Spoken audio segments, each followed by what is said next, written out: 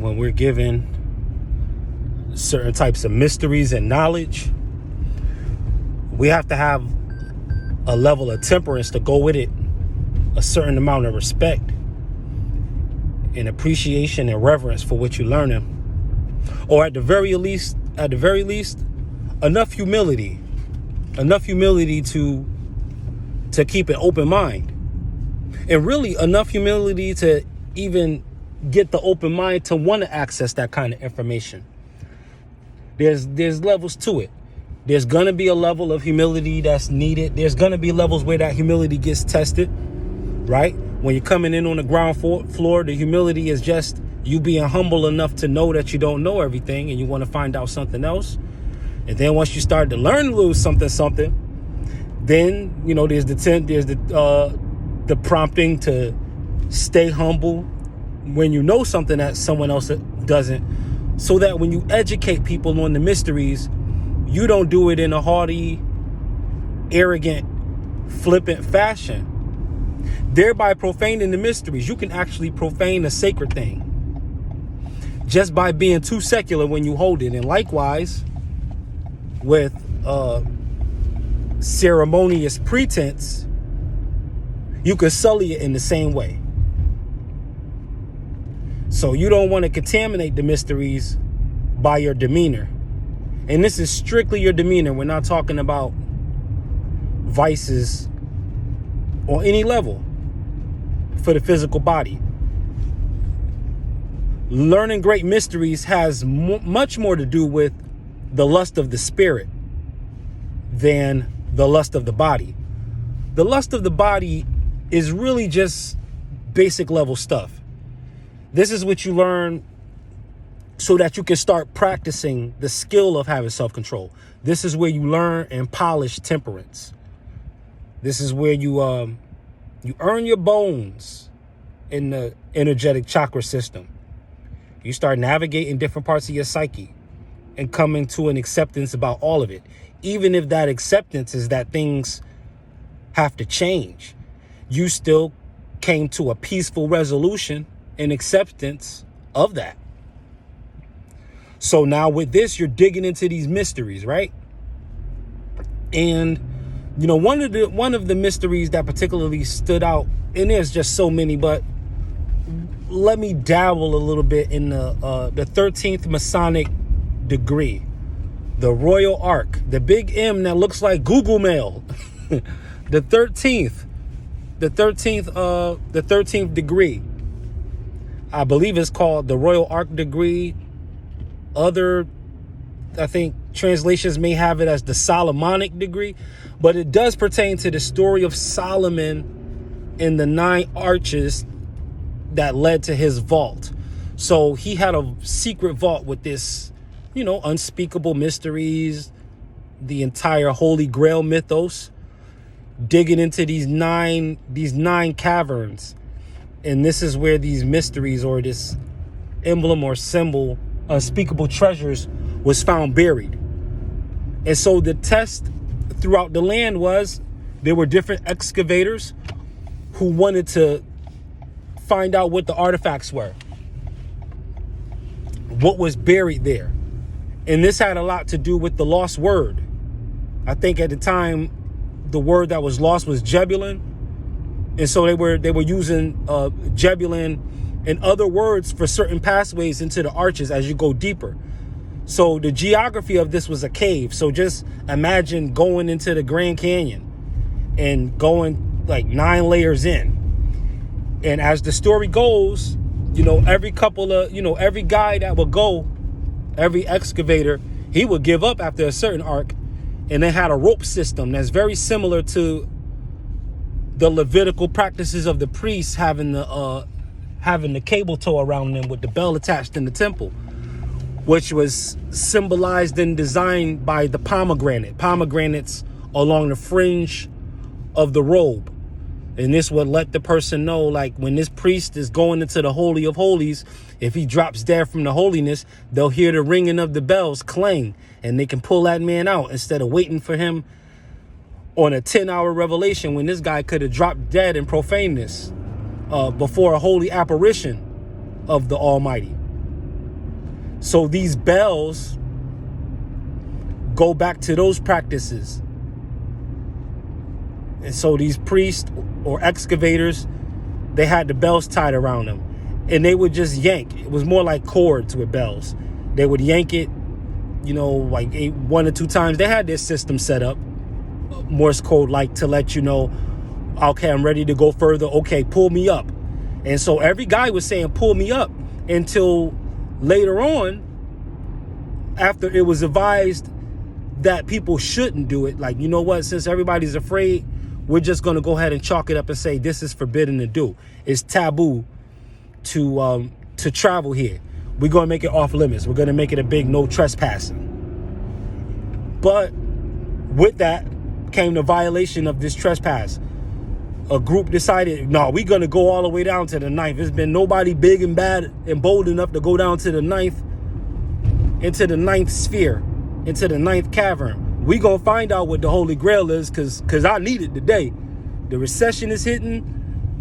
I lost a lot of money in Bitcoin. We got to get down to the...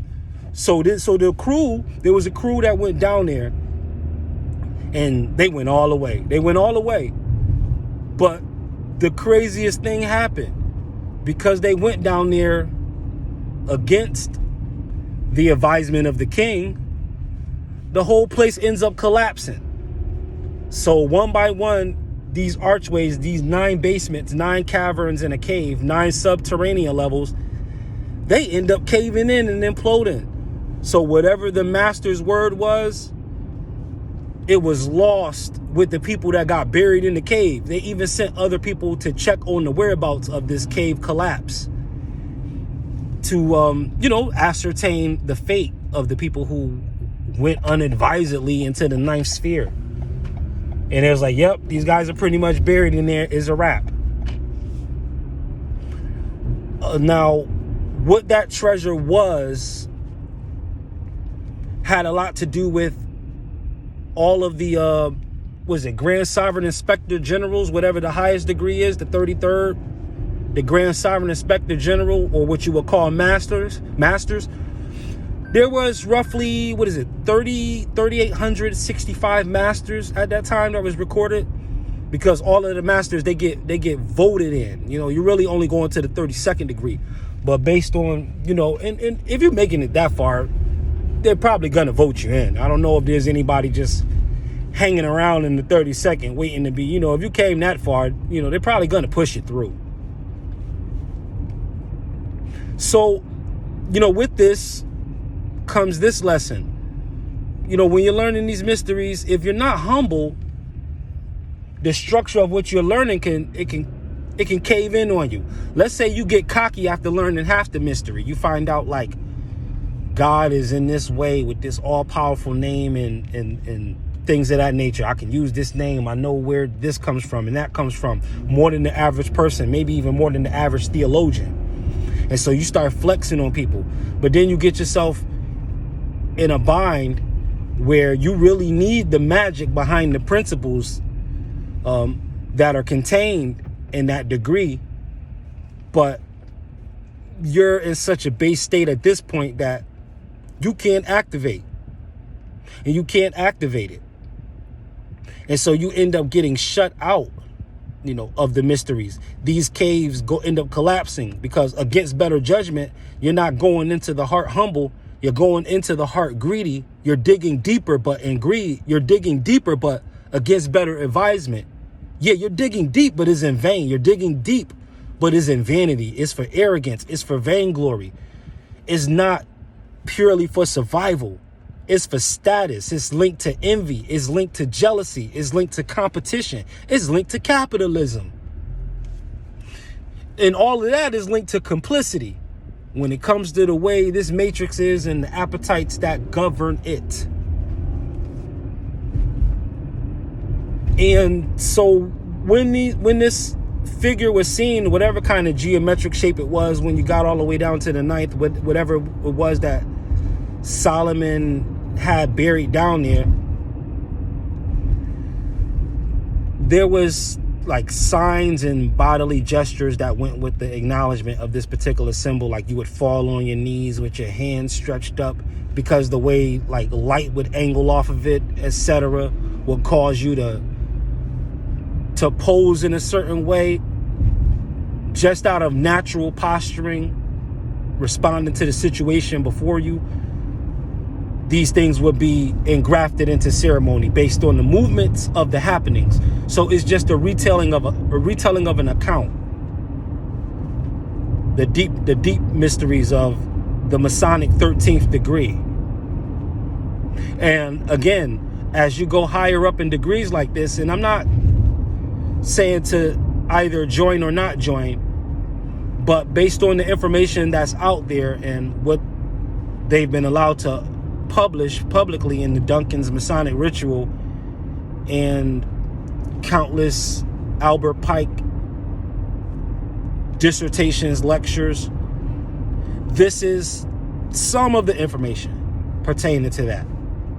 But I thought that 13th degree really popped out, and it was interesting because it speaks to the new demiurge that we're in, that we're growing into, like a child going through growing pains, feeling the pain in the bones, feeling what seems to be rheumatoid arthritis, but it's just growing pains, growing into the new demiurge. Because for the last 25,000 years or better, we've been under the 12. We've been under the 12 for authority. And the 12 is the masculine energy. That's the supreme pontiff, the number of the council, the 12. It was Jesus, and then it was the 12. So with Jesus being the 13th, his treatment was exceptionally harsh. The persecution and martyrdom that he experienced. It was letting you know that the 13th energy was coming. This same Jesus also said, you know what?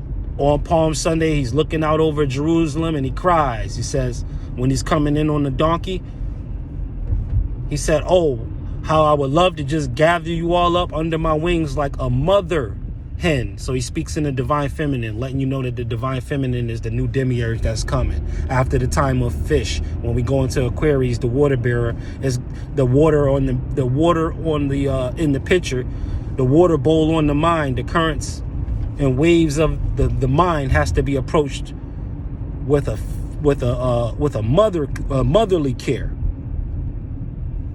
The attention to detail has to be quintessentially feminine in its effectiveness, like a mother looking after the child. And when a mother looking after their children, they got like 8 or 9 senses. They definitely X-Men. Kid could be whispering after bedtime, just thinking a thought after bedtime. The parent gonna hear it all the way down in the basement. The kid could be in the attic. What you doing up there, Jimmy? Thought I told you to go to sleep. Like mysteries. But these things can't be activated and triggered on a very serious level out in the world unless, again, you approach the mysteries with humility, because that's going to open you up to learn more things that'll open you up to learn more things. So again, this is Super T Sigma, Sigma Program, and I thank you for your time and attention. You already know reaching is teaching.